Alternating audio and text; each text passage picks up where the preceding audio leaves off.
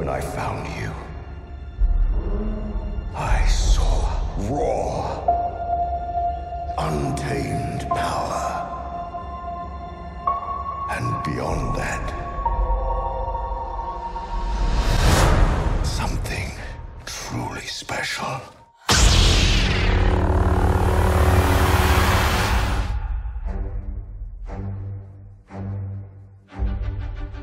J'ai adoré. Je me suis éclaté. Je trouve qu'il relève pas mal d'éléments sans tout dire pour autant. Il y a encore pas mal de mystères. Génial, génial, très très bien, dans la lignée des anciens. En même temps, il y a pas mal de nouveautés. C'est un petit peu commercial aussi parce qu'il faut réunir les générations, mais très bien fait, très très bien fait. C'était très bien. En fait, c'était super. On a passé toute le séance comme ça. Honnêtement, moi je l'ai trouvé super. Pas déçu.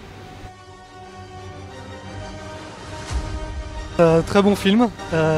Beaucoup d'humour, beaucoup de nouveaux éléments. On va dire que c'était assez original et que ça explorait en tout cas de nouveaux horizons sur la mythologie Star Wars. Alors on en ressort à peine et c'est vrai que c'est long, il faut se plonger vraiment dedans.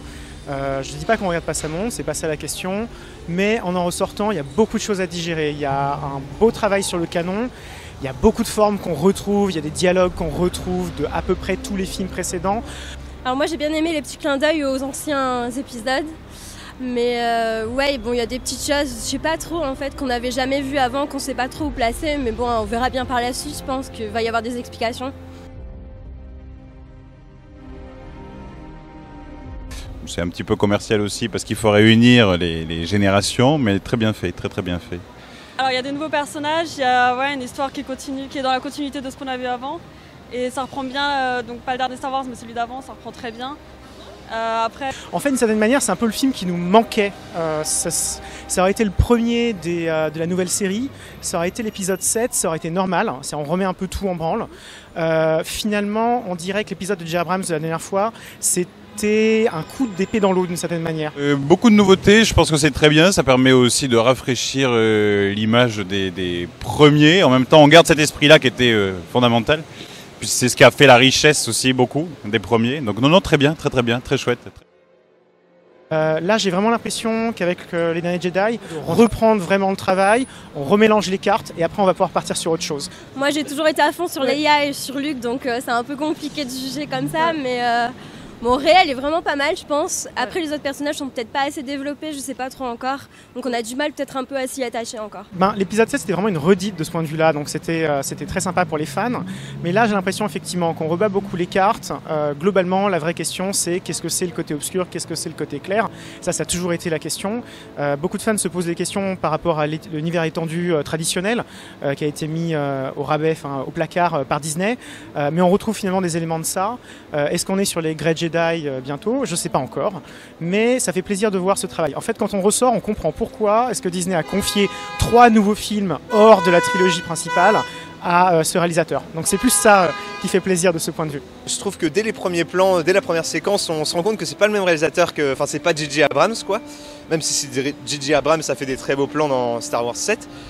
Et j'ai bien aimé sa touche et je trouve qu'il y a des très beaux plans. Notamment sur la planète où on voit Luke sortir, j'en dis pas plus, mais il y a des très beaux plans avec les flammes et très contrastés au niveau des couleurs. Que les croiseurs interstellaires, quand ils explosent, ça fait moins Lego que dans certains Star Wars. Alors Mark Hamill nous ressort le grand jeu un peu de Yoda quand même, enfin en même temps là on est à 2 doigts de Kill Bill sur ce coup-là. On a vraiment l'impression d'être face à Pai Mei en train d'entraîner la belle dans Kill Bill. Ça c'est un peu dommage. Pour le coup il est un peu sur un registre limité. Pour un type qui est capable de nous sortir le Joker, je ne sais pas si vous avez vu les tweets de Trump lus avec la voix du Joker par Mark Hamill par exemple, c'est vraiment dommage qu'on n'ait pas mieux travaillé ce personnage. Après bon, il manque si ce n'est de bravoure en tous les cas où il est vraiment mis en exergue. C'est pas mal. Je pense qu'il est en fait... Il sera peut-être aussi, en tant que personne, un peu soulagé aussi d'être passé à travers cette épreuve du feu, de devoir s'imposer dans un des films de la nouvelle série. Donc je pense qu'il doit être content en tant que personne, Mark Hamill.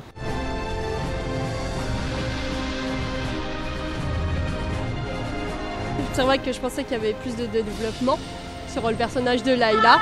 très bel hommage, mais je peux pas spoiler. Mais très bel hommage. Bah moi, Carrie Fisher, ça restera toujours ma préférée de toute façon, donc voilà, pas de surprise de ce côté-là.